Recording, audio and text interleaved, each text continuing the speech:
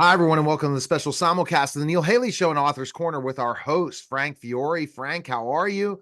Doing really We've been interviewing well. some really interesting authors the first week, and we continue, right? And I wanted to ask you, Frank, do you believe in the law of attraction and energy and things like that? I wanted to know because our guest today and our next guest really see that in specific ways. What are your thoughts, Frank, before we introduce our guest?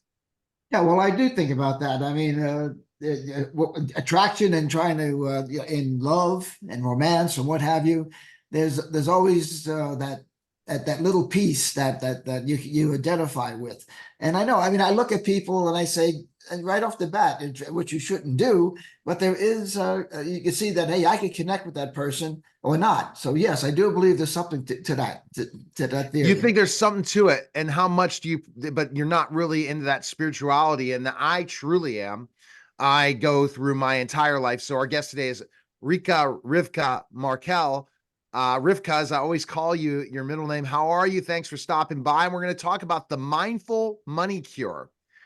And this is the problem, Rivka, when we talk about specifically enough people understanding law of attraction, energy, vibration, the universe. People miss out in understanding it, don't they?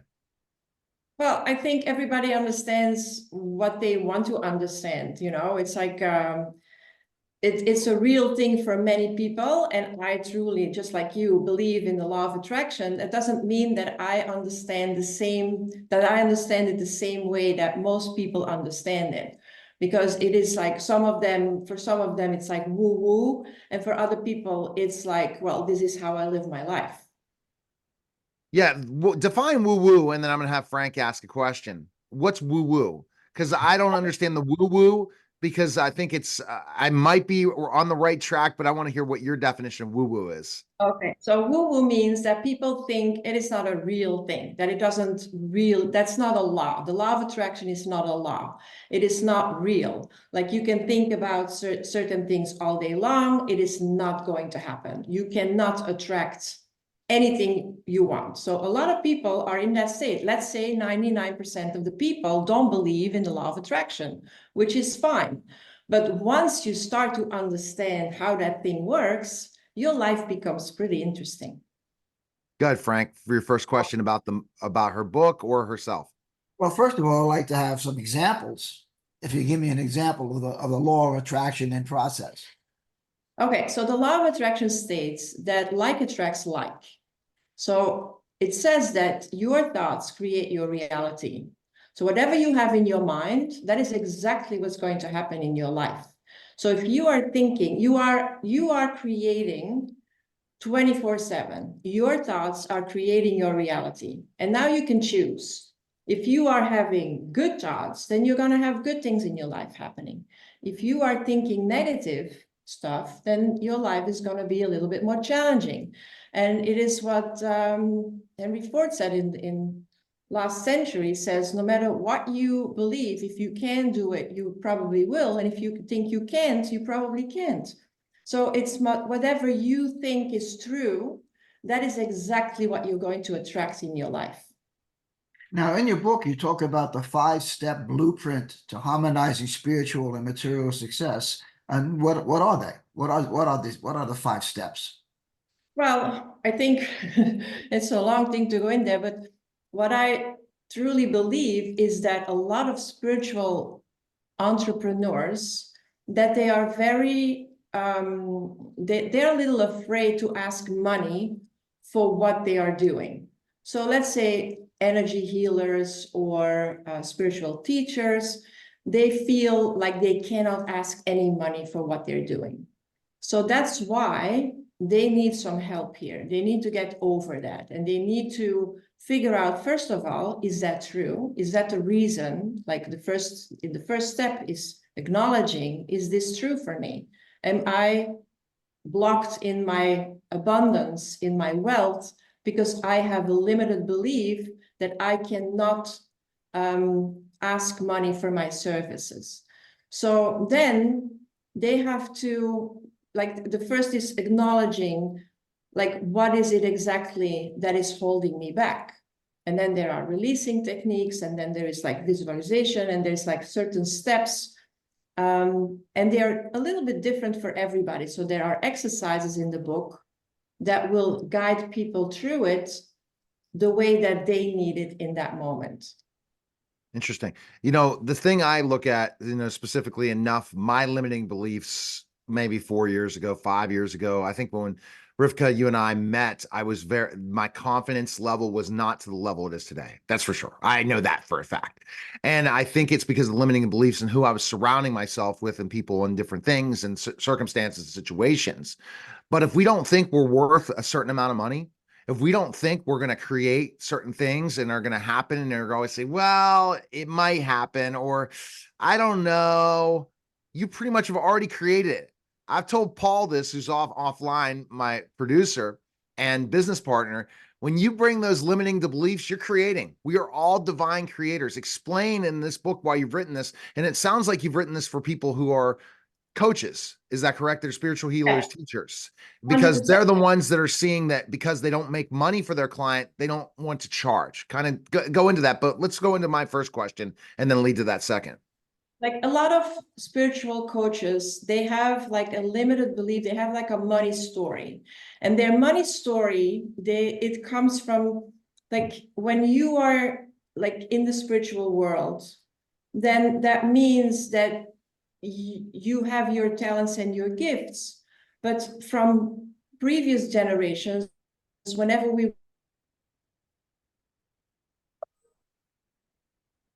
She froze for a second. Yeah. We were going great.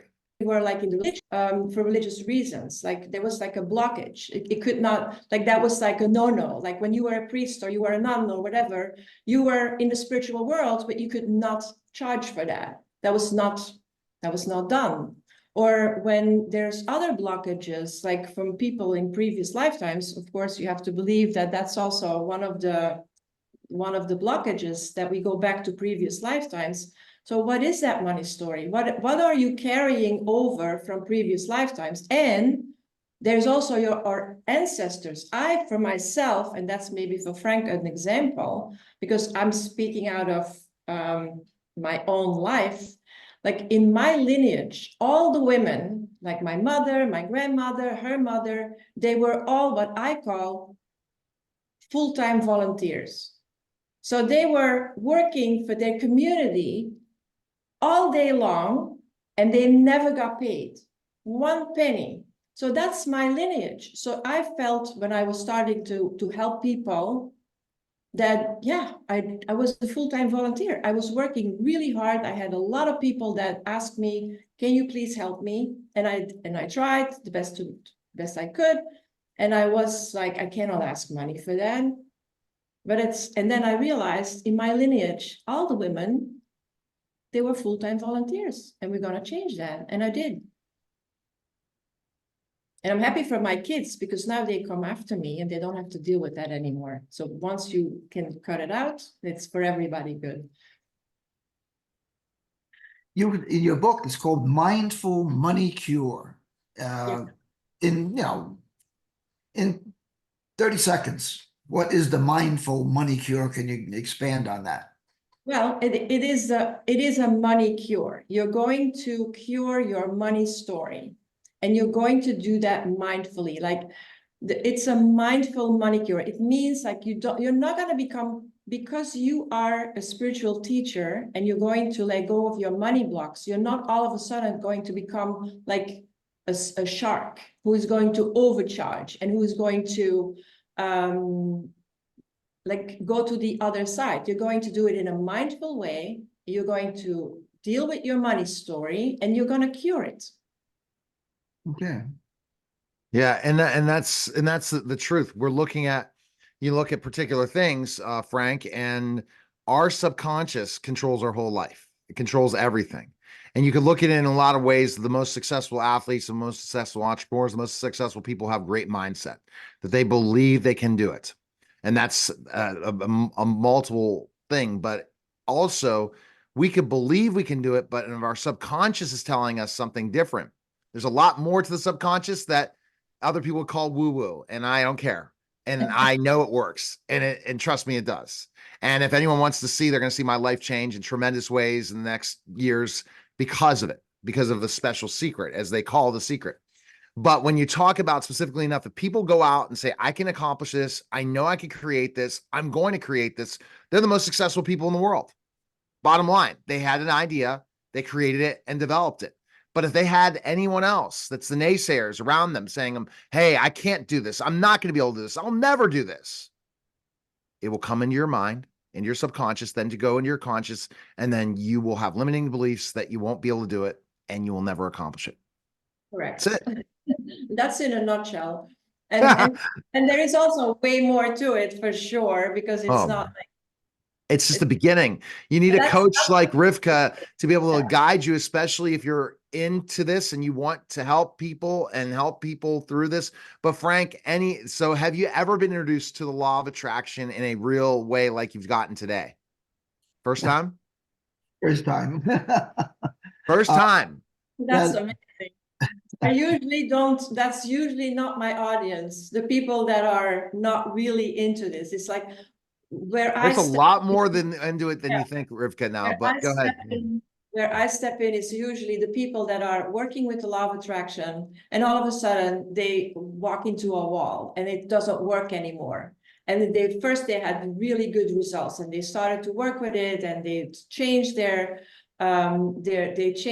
thinking, and they got rid of a lot of limited beliefs, and they changed their paradigm, and all of a sudden it doesn't work anymore.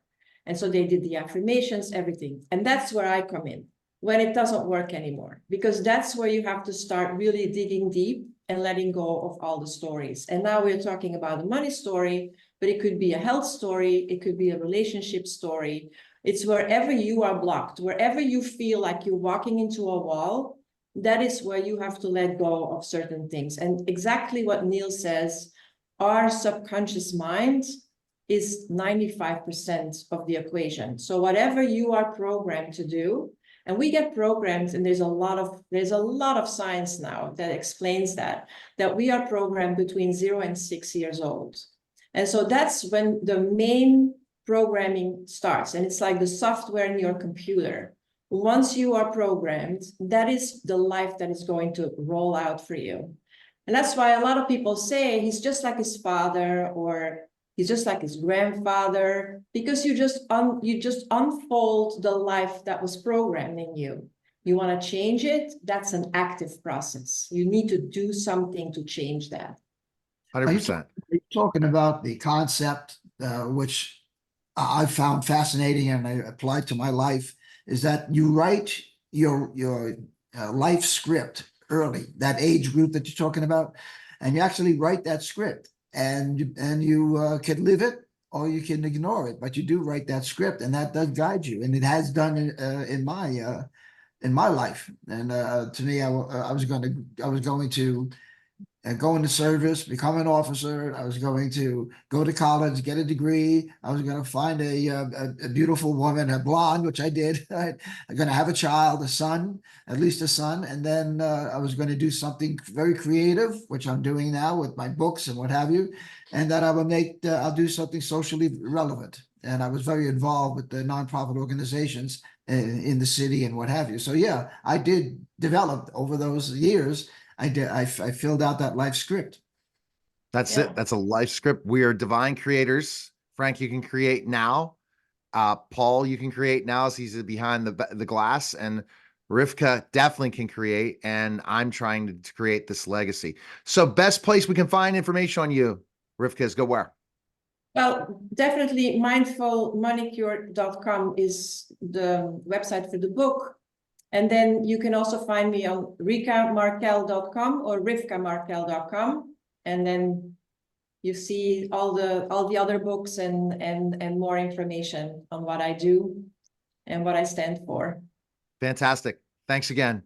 You're listening and watching The Neil Haley Show and also Author's Corner. Guys, take care.